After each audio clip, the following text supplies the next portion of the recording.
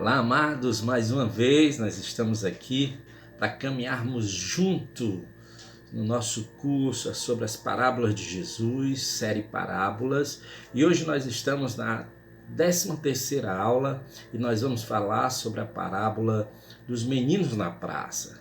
Essa parábola ela se encontra em Mateus, no capítulo 11, versículos 16 a 19. Ok, querido?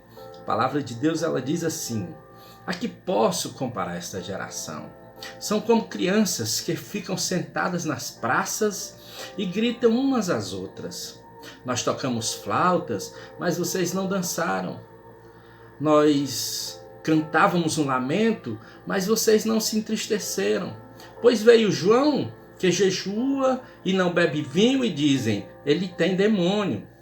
Veio o Filho do Homem, comendo e bebendo, e dizem, aí está um comilão e bebarrão, amigo de publicanos e pecadores.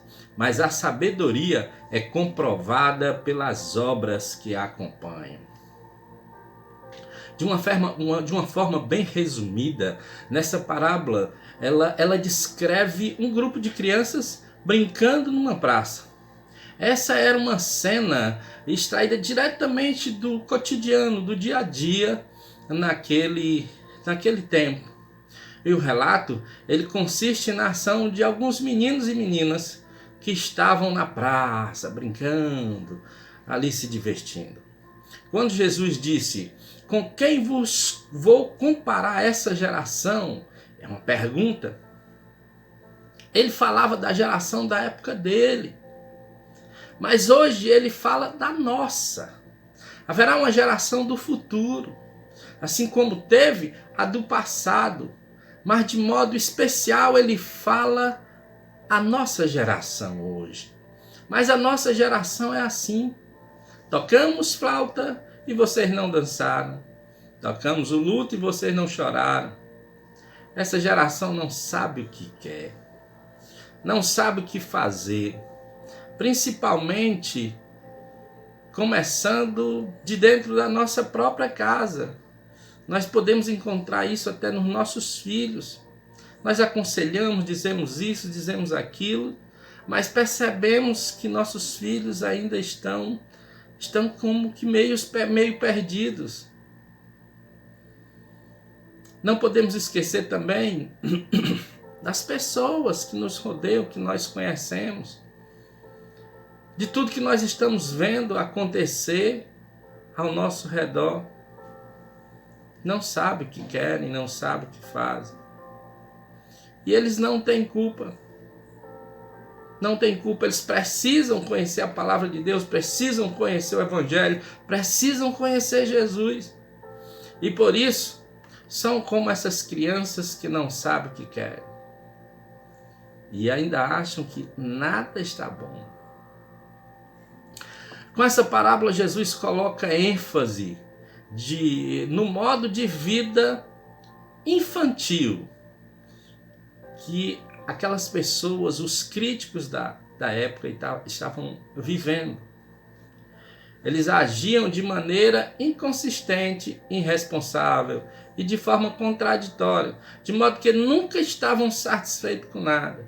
Primeiro se entusiasmaram com João, mas logo se incomodaram com o seu jeito, o jeito de João, aquele jeito duro, aquele jeito meio afastado, pouco social, e a sua mensagem dura e severa. Depois se voltam contra o próprio Jesus e a quem eles achavam que era sociável demais. E com relação, queridos, a interpretação dessa parábola, nós temos alguns posicionamentos diferentes dos estudiosos, dos teólogos, né? E a primeira interpretação, ela defende que os meninos que surgiram na brincadeira do casamento, no funeral, eles representam Jesus e João Batista, respectivamente. Já as crianças que se recusaram a brincar são judeus. Há uma segunda vertente que diz que é exatamente o oposto da primeira. Os meninos que surgiram, as brincadeiras são judeus que queriam que João Batista fosse alegre e que Jesus se lamentasse. Quando viram que nenhum dos dois viveu conforme a expectativa que eles tinham, a forma como eles queriam, a forma como eles achavam, então eles começaram a reclamar. Será que é assim, queridos, ainda hoje? Na verdade, particularmente, eu não sou favorável a nenhuma dessas interpretações que dividiam as crianças em dois grupos. Eu penso que, ao fazermos isso, nós estamos tirando o foco principal da mensagem de Jesus, que era simplesmente apontar para as características das crianças quando estão brincando. Foi isso que Jesus queria. Se você analisar direitinho, está mostrando ali as características das crianças quando estão brincando. Jesus não estava querendo identificar cada grupo como um elemento da parábola, mas ele queria demonstrar que, tal como as crianças agem em suas brincadeiras diárias, assim muitos estavam se comportando e agindo de maneira contraditória, agindo de maneira infantil, de maneira imatura. Jesus finaliza dizendo: mas a sabedoria é justificada por suas obras.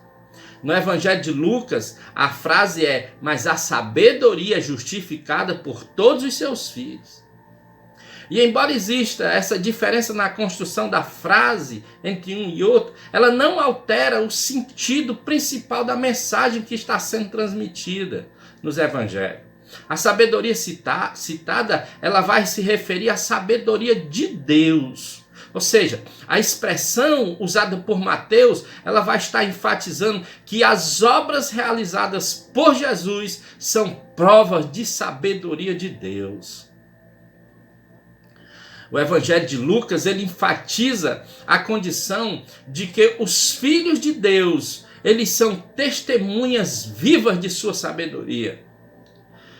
Isto é, João Batista e Jesus tinham cada um uma missão distinta a cumprir.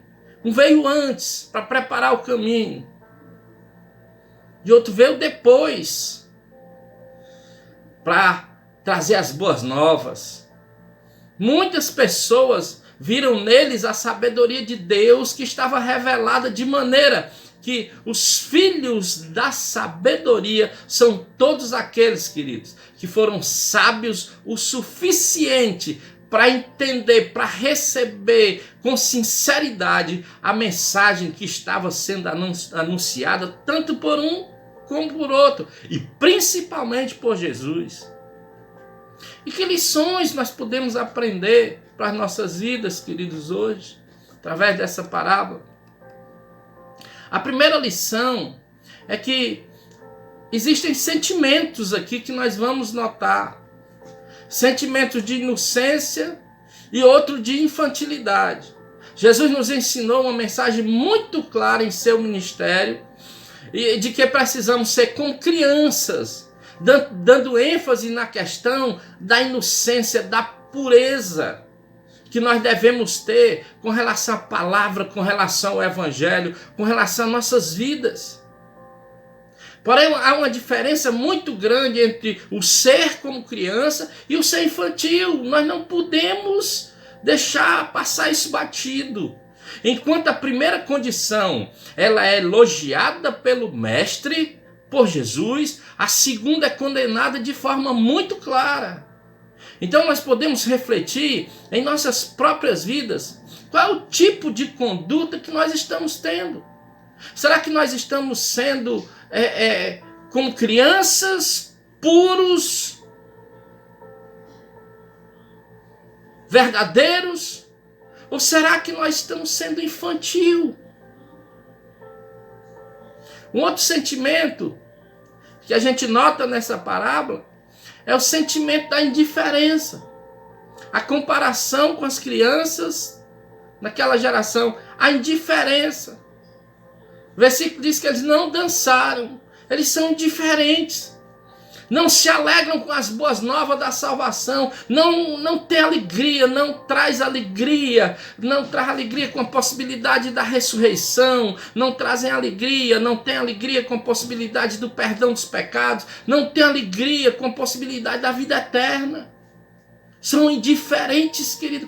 Quantas pessoas não estão indiferentes hoje ao Evangelho, à palavra de Deus? Existe um outro sentimento, que é um sentimento de insensibilidade. Está no versículo 17 também. Não se entristeceram. Isso significa que eles não tinham, eram pessoas insensíveis, não tinham sensibilidade. Por causa dos pecados, por causa das culpas, isso fazia com que essas pessoas ficassem insensíveis. E hoje nós vemos a mesma coisa. Eles ficavam insensíveis pela possibilidade de irem para o inferno negando o amor de Deus. Será que nós estamos vendo uma geração assim, querido? Tão insensível que não ligam para onde eles vão, se vão para o céu, se vão para o inferno. Existe um sentimento de inércia. Versículo 18 e 19. Eles são inerdes.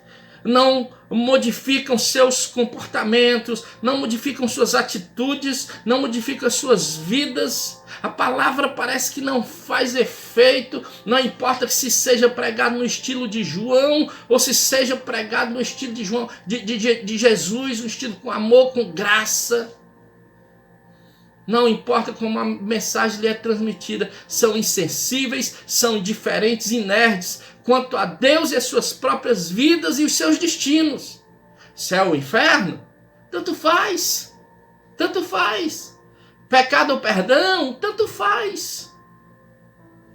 São assim quanto a pregação de João Batista, que traz o evangelho pesado, sério, e aos gritos de arrependimento, arrependei-vos.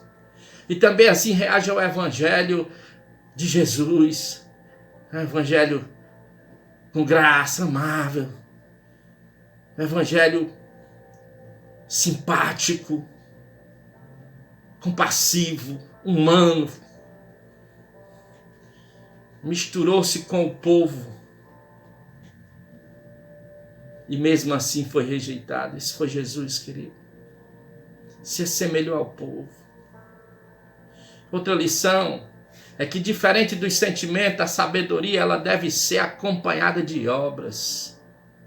Mas a sabedoria acompanhada pelas obras que as acompanham. Sabedoria, querido, sabe o que é? É a resposta em ação, de uma forma inteligente e de uma forma que venha cheia de discernimento, aquilo que foi compreendido e aquilo que é aceito no seu coração. O evangelho exige sabedoria, ou seja, exige uma reação de aceitação ou de rejeição. Aceitar implica em mudanças de vida, em mudança de valores, em mudança, em transformação, em novas atitudes, nova visão da vida, nova visão do mundo, novos valores e novos compromissos.